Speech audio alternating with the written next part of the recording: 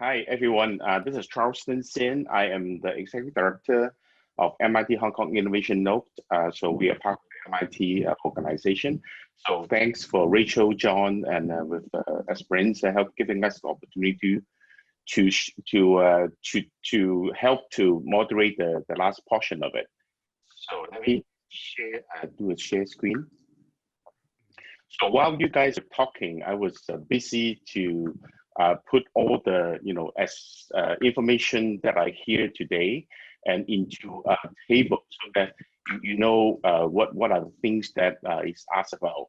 So just quickly, so on the top portion, we have the keyword mentioned in the panel 1. So side job, you can read it. I'm not going to read it.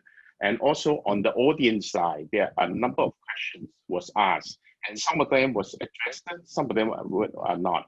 So also on the keyword panel number 2, this is what I can capture so far, and also on the audience question size on the 2. So while I'm going to start the first questions to all the panelists, I know that some of you are not here anymore, but if you are around, please try to jump in. I think I have been observing the Q&A questions.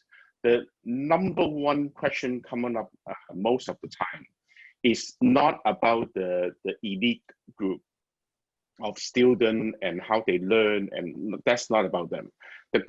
A lot of them is actually asking about the big fat, I use the term big fat average.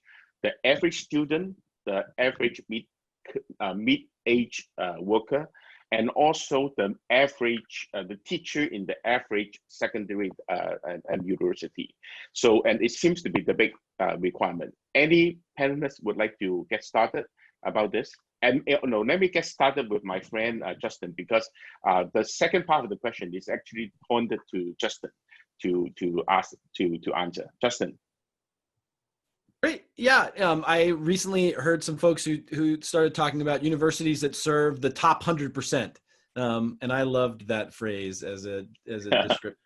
But I think that the way forward and the way to improve systems is similar in lots of contexts. Universities have and community colleges and technical schools have the potential to be engines of innovation if we provide them with substantial public support. If we see, creating new opportunities for people mid-career, for young people starting their lives as a public responsibility rather than an individual marketplace. So I think the questions are, how do we fund that work? And then how do institutions get better? They get better through the slow, deliberate work of continuous improvement.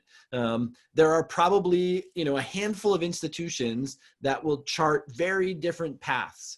And I think that we'll find, I've talked a lot over the last few years about Georgia Tech's online Masters of Computer Science, this really neat MOOC-based degree. But there's one Georgia Tech online Masters of Computer Science MOOC-based degree, and there haven't been like 10 or 15 others. They did a neat job of capturing one particular niche, and most universities won't be able to follow them down that pathway.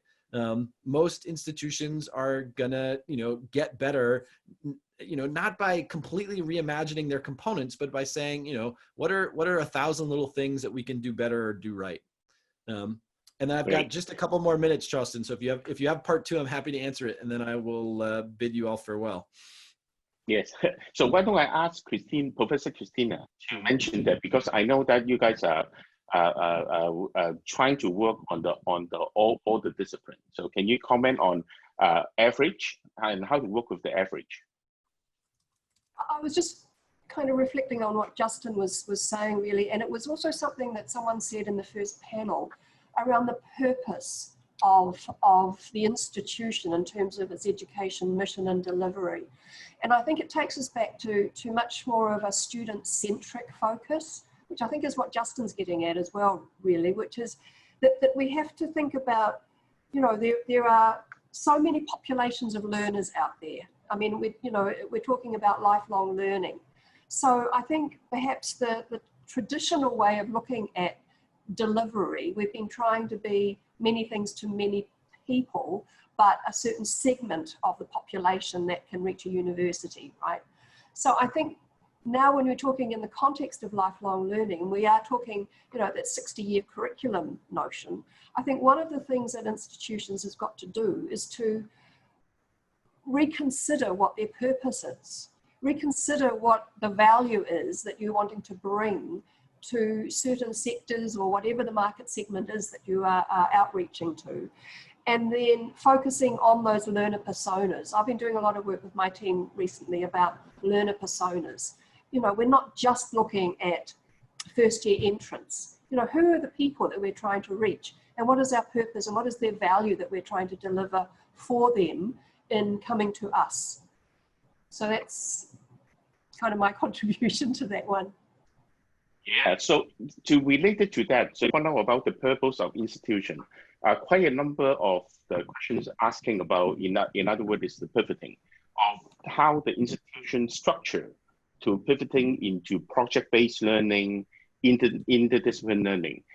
Any panelists have an opinion on that? So can I just add then that I think it's a two-way thing, or it's multiple really, but leadership is really important. I think if the strategic plan talks about project-based learning, about you know, the outreach to various populations and the different sort of pedagogical approaches, etc., then that is going to be a driver from top down. But you certainly also have a bottom up and even a sideways, because we are including our industries in that.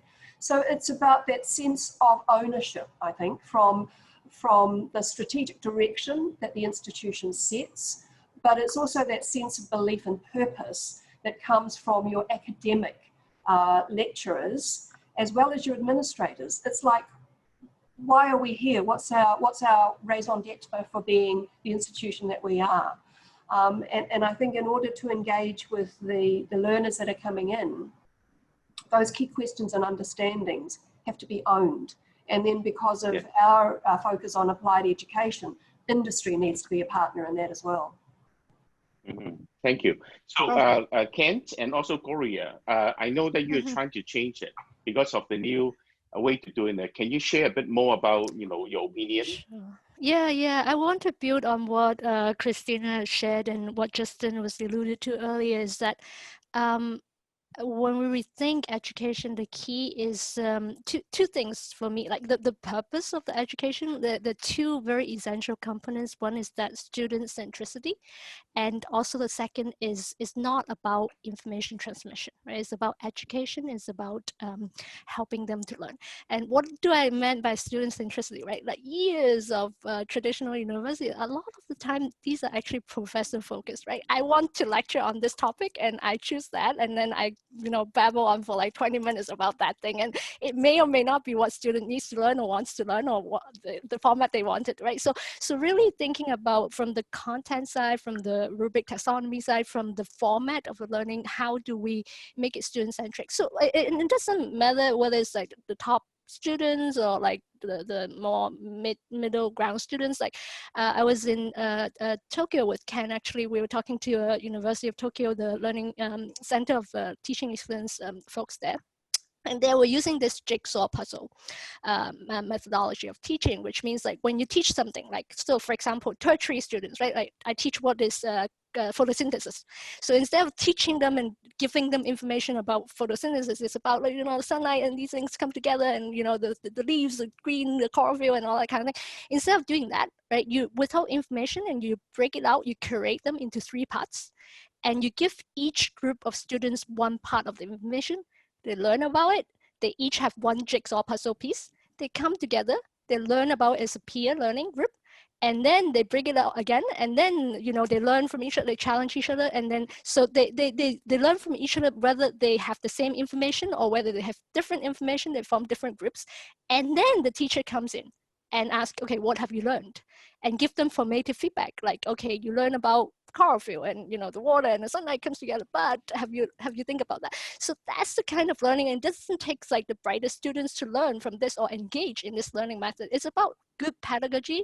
How do you transmit them? Like, how do you unlearn? How professionals and learn and teach them this way of learning, active learning, and how do you disseminate? And in this group, actually, they taught, I think, over 1,000 tertiary higher education teachers as well as secondary teachers to use this one method in many of the learning lessons, and that makes an impact, that makes a difference. Yeah. So Charles, Yeah, can I have great. one final point? Please, Essie. Yeah. Based on Go ahead, please. and Christina's observation, I have one just last point to add is we are promoting interest-driven creator philosophy of teaching, and in the computational thinking, we are developing students feel interested programming topics, and we want them to develop their creativity through this interest-driven behavior, and then they develop a habit of being creative. So for the whole basic education and higher education, the fundamental change and the possibility of online learning is because students have a lot of opportunities to choose what they really want to learn. So instead of asking the average group that because you are the average, you are sitting in a class, okay, change that mindset to everybody can be creative. Everybody, no matter how strong or how not so capable, you still have some strength. And based on the strength to develop what they are motivated, what they're interested, and they can make choices, then the motivation will be there and they can learn a lot. So online learning is not just putting the face-to-face to online learning. It's a fundamental changes because of the fourth industrial revolution need everybody to make the changes. And people in the education sector need to think more, and actually we are also doing something in concrete to make this happen. No matter in basic education or in higher education. Good. This is a very good point. In the MIT note of all the bootcamp we have, we insist on every student actually working on a real challenge. We found that the better the company challenge, the better the result. So this is a direct correlation. If I may change the direction a little bit, is because quite a number of the questions going to ask about what Joe talked about at the beginning, about the way that to learn is going to segment into 10 minutes. Micro learning, since Joe is not with us, I don't know, but John, can you, because you also mentioned that opportunity. John, would you like to share about this new way of 10 minutes micro bit learning? Well, I think currently more and more people's attention span is getting shorter and shorter, and knowledge is constantly changing so quickly, and so that's why I think we need to develop packages of learning that people can take up at different time on a continuous basis. And I think that is an important aspect of the new way of learning. And also note that there are a lot of participants are quite concerned about a lot of companies not contributing, being very conservative. I think in this regard, government does have a role, and I think what government can do is to provide the basis, provide the resources for continuous learning on a voluntary basis for all their citizens. And in order to fund that, I think they can easily, readily raise the taxes from the corporates, and they can. Individual corporates can contribute. They can make up their own packages, but at the same time, the government would also provide the incentive to the people, and they can choose what they want to do. Hey, thank you, John. So that's a very interesting point. And another set of questions is certainly about the technology, how to leverage the technology to learn better. I know that Professor King is the expert in AI and machine learning and the neural network. You haven't get a chance to talk. Can you share with us what are the exciting things that you're seeing, Professor King? You're on mute. Thank you for this opportunity. Yeah, my background of research is in AI and machine learning. And although, you know, I'm not a traditional educator from the education faculty, I have been doing education for a long, long time, right? So there are a couple of exciting things about AI in education. Obviously, we mentioned about grading, you know, assignment grading, even intelligent tutor, even in many ways their assessment. But then on the other hand, there's also recommendation systems. For example, you know, given that your preference and your maybe background and credential, you know, we could actually match you better with courses, with events, with even websites for knowledge, right? And then if everything is all micro modules, we could actually plan out your learning path different. So what I see is this AI technology will bring actually more personalization into our mix. And with a much more big data being collected, sorry about this, SC, that we can actually better assess and better actually helping the student to have a better learning experience, because everybody is different. Okay, I really don't believe anymore these cookie cutter methods, but we think that, you know, AI could provide a solution for personalized learning, okay, a better assessment in terms of, and a better tutoring system, and so on and so forth, so that we could actually do self-learning through interacting with an intelligent agent or tutor. Obviously, other things like AR, VR would also boost experiential learning. We cannot go to, say, Qing Dynasty or Tang Dynasty many, many years, thousands of years ago, but we are able to actually simulate that, recreate that scenarios, right, through these kind of, you know, scenarios. And, you know, lab courses, for example, if we could use AR, VR, MR, XR, then we're able to actually provide experiential learning that is so critically missing in online learning.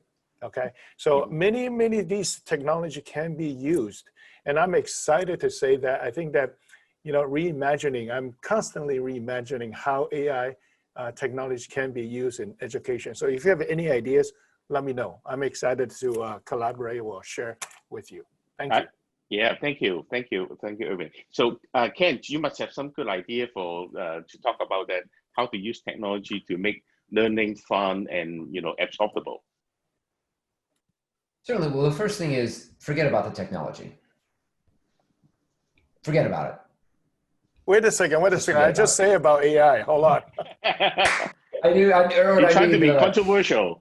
I'm trying to be, well, no, but I very much believe this, in that, of course, technology, you can do so much in a data mediated environment. Actually, I and we certainly agree with a lot of what Erwin just said and what others have said about how, particularly with assessment, you have a data mediated environment, you can provide so much more individualized feedback for assessment, be it by AI or actually sometimes even manually, right?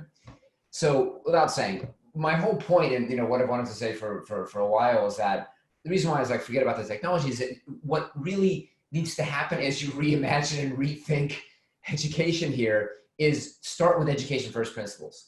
Modality actually doesn't matter. It's not online, it's not offline, it's not with tech, it's not tech, without tech. It is, how do we, based on the science of learning, right? Based on cognitive science, right? How do we just not just reimagine, we gotta do something. We have to redesign and then re-implement, right?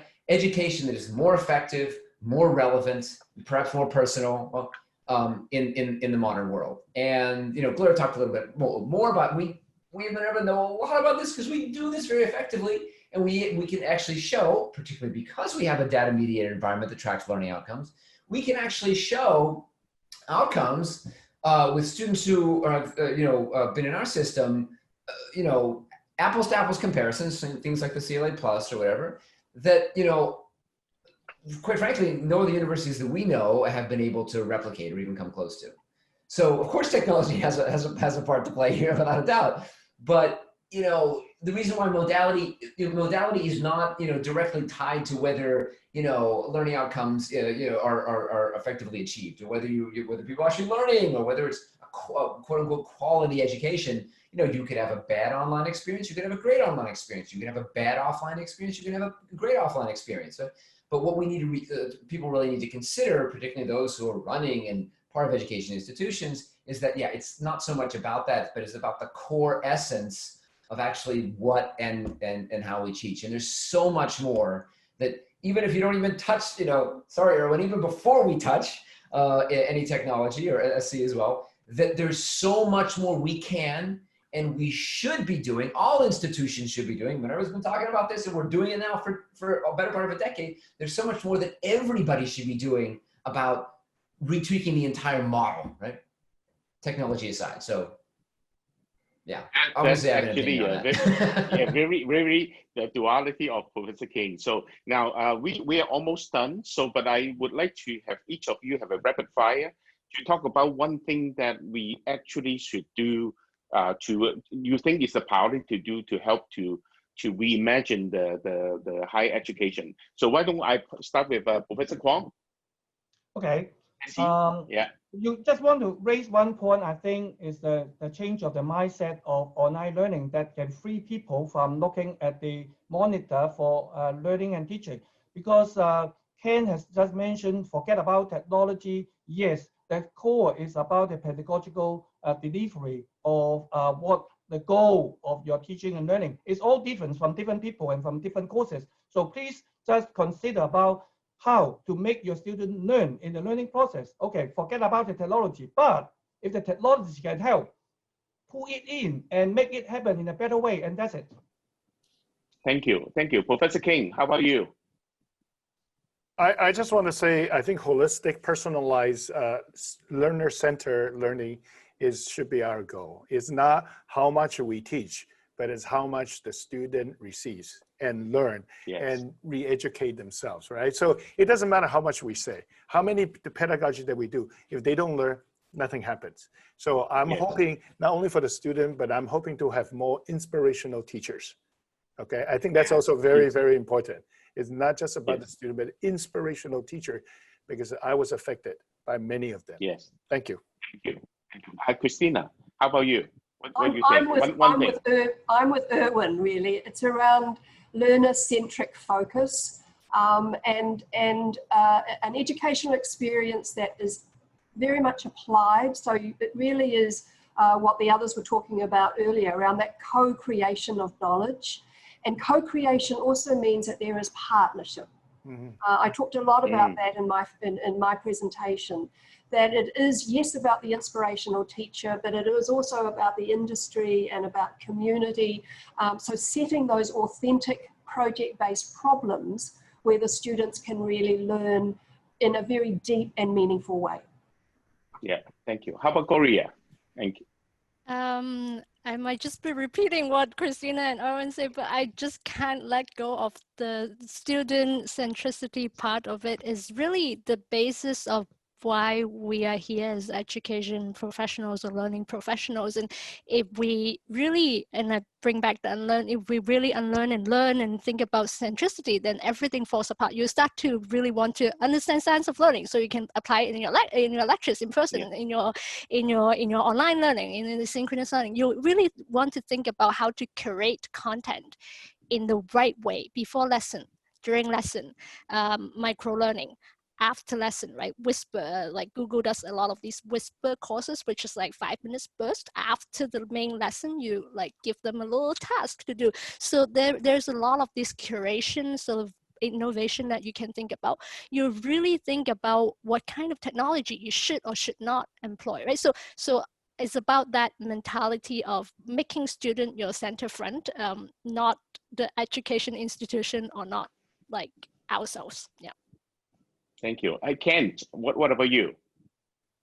3 words, just say no.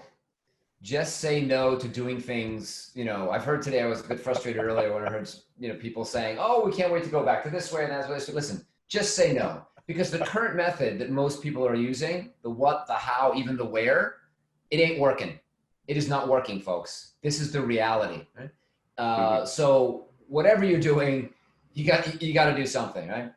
And it's not a matter, we cannot stay the course. We have to change. and there are many ways to do so. There's a lot of science out there to do so. Yeah. So follow those of us, please. What we want to, those of us who are here, sharing, doing things, are saying, come and look and come and maybe work with us or learn from us. We don't necessarily have all the answers, but we're doing something, right? And something needs to be done. Thank you. Thank you, Ken. John, final word. I really agree with all the previous speakers. I think let's just focus on a much more effective delivery of learning for our students. Concentrate on learning, and then everything else will come together. Thank you, John. So back to you, Rachel. Thank you everyone for the opportunity. Thank you. Thank you so much, Thanks, Charleston. All our facilitators, panelists, and particularly all of you in the audience for spending the last 2 hours with us. We do hope that today's event will open the door to more discussions and collaboration among educators, businesses, and other stakeholders. Many of you have really highlighted the importance of building partnership and an ecosystem of learning. So please stay in touch with us. We have a linking page for Esperanza, and hope to see you very soon again in our future events. Stay tuned. And remember to give us feedback on this event. Thank you so much. Thank you. Thank you. Bye-bye. Thanks all. Thank you. Bye. Thank you.